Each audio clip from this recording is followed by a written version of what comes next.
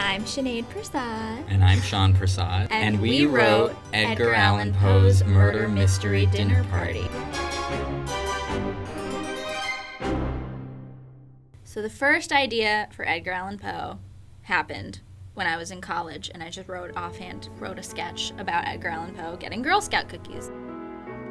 Good afternoon, sir. Can I interest you in some Girl Scout cookies? And we ended up making the sketch and then turning it into a longer vlog. And in one of the vlogs, Lenore makes an offhanded comment about a dinner party that Edgar makes her throw. And then we brought it up again in one of the Draw My Lives that we did. And then I think after that, we were like, what if we did that as a series?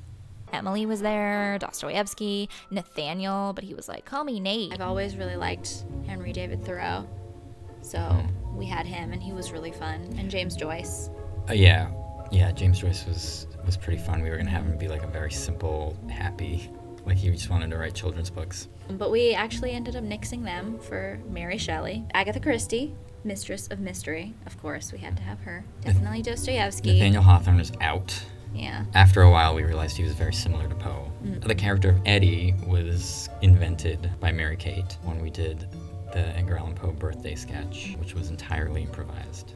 Who is he? Who's the I don't really care, but who is he? His name is Eddie, and he's a banker. Oh, banker. And he's really funny, and he really likes to go dancing. Emily Dickinson we'd already done a sketch with Sarah. And if you leave your room, you will have to talk to people, and that's just like, no.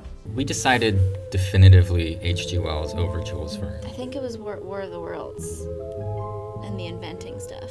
And George Eliot, because we loved that she had a male pen name, and we ran with that. There were characters where we researched, and there was nothing. I mean, there was nothing that fit our tone and our sensibility, so we kind of just did our own thing. Like George Eliot. I I read a lot about her. There was a lot about how smart she was.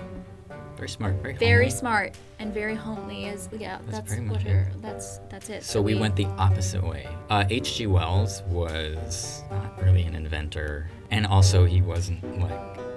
I don't think he was super nerdy in real He life. was a ladies' man. If I had to guess, Emily saw the murder take place after running to accompany her. Ooh. Oh. So you wrote it. I don't know, I was trying. Did you write that? I know. Yeah. Anyways, that happened.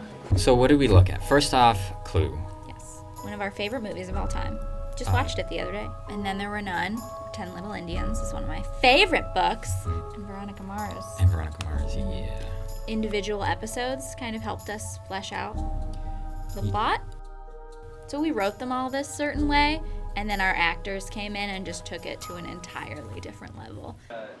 They wrote such a good script that it's very clear, like, who each person is and, like, what their role is in the night, in the evening. I'm very proud of Sean and Sinead. I think they've written one of the most brilliant scripts I've ever read. It's clever. It's so hilarious. It's well thought out. It's surprising. We outlined it together. We knew we wanted around 10 or 11 episodes. Well, we started as 10, and then one of the episodes was 27 pages long. So we split it up. It's the constable episode. It started with the constables entering, and then it ended with Annabelle's death. My whole wall in my living room was like index cards about like documenting each character, each location, and like where everyone was each episode, and then like a slash mark whenever they died and like how they died and who did it, because there's 3 murderers, so like we had to keep track of where everyone was in the house at all times, while also giving everyone time to have been able to do each murder so that we could have like 4 or 5 very, very obvious suspects. And there are revelations that hinge on specific timing and locations in the house, so we wanted to make sure that all tracked. We got together and wrote and outlined, and then we divvied up episodes. And then a year later, we just kept running, or I kept running into problems where when all the authors split up, we came up with like fun pairings based on characters and relationships, but at that point we needed to know what we needed to have an idea of what was going to happen, and so then we decided to outline. And after it was all outlined, we kind of just were like, okay, you do 8, I'll do 9, you do 10. We'll write 10. We'll write the last one together because it has to all tie in together. And so we would send them back and forth. And then towards the very end, we would sit in coffee shops and like go over each scene together, line by line, cutting, adding jokes. Once we each brought like an episode, we would each read it and like change some stuff or go through and make sure something that you wrote in episode 5 made sense with something that you didn't know that I wrote in episode 4 and that kind of thing. But a lot of my favorite stuff happened towards the end of writing, like the whole thing with Annabelle and the rock and the flashback was an addition that happened last minute. So was the Jane Austen flashback. That was a last minute addition. And a lot of the jokes were added like during the 3rd draft. So and a lot of jokes were added during shooting. Being the specialist.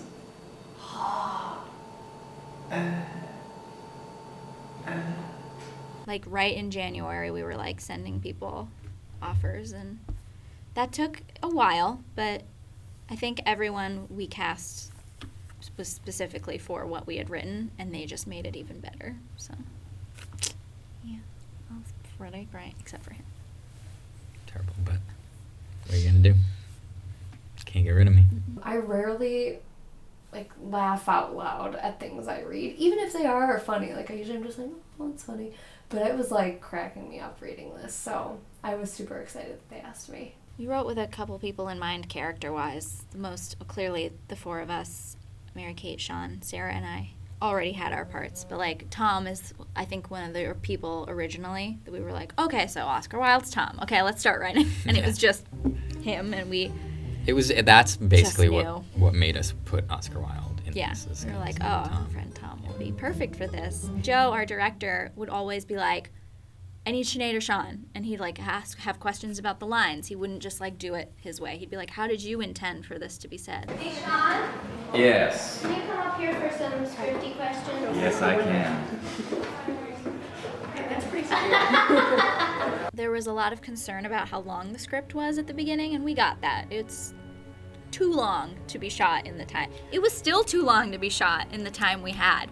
That was crazy that we shot that much. Joe is awesome. His only concerns were about like cutting it for time. But that was really good because we spent a lot of time trimming it down, and I think we got it. We did some creative things, I feel like, with some scenes to shorten them, which I'm pretty proud of, because we ended up having to scrap an entire location the day before shooting, 2 days before shooting, which was so sad. It was HG and Lenore. When they split up, they go to the attic, and then they reconvene with everyone. And then they split up again, and they originally were going to a greenhouse, or conservatory, I guess. He shows her the monitor, and then he gets locked inside the greenhouse, and then black smoke fills it. It's supposed to be black smoke because of War of the Worlds. Wes, our AD, told us we were 16 and a half hours over from our entire schedule. And Katie, our production designer, was going to have to build a greenhouse. Yeah, on the first day. Inside the greenhouse. You see the older style greenhouse? Yeah. Well, I'm gonna antique it out. Not that far away from the stuff that's actually attached. Is it gonna be under this? Yeah.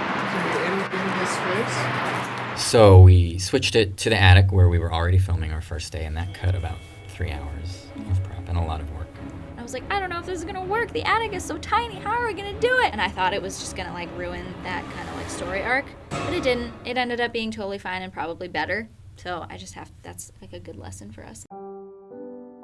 Because we started coming up with stuff for our next thing, and we've got some like good ideas, but I like really want to make sure there's a really good structure first. A lot of reason why it took me so long to write Poe Party is because I didn't think it was ever gonna happen. I was like, this is a really cool idea, but guys, this is never gonna happen. It's too big. We don't have the money. We're never gonna be able to do this. Because I'm a huge pessimist. And it did. So I'm like, oh wow, we can do whatever we want. Mysteries are fun, especially on the internet where everybody can talk about it from week to week. I'm really looking forward to that part of this whole thing. People talking. What's your favorite joke? Who's your favorite character? Who did it? Who murdered him? Who's next? First, to comment on the internet.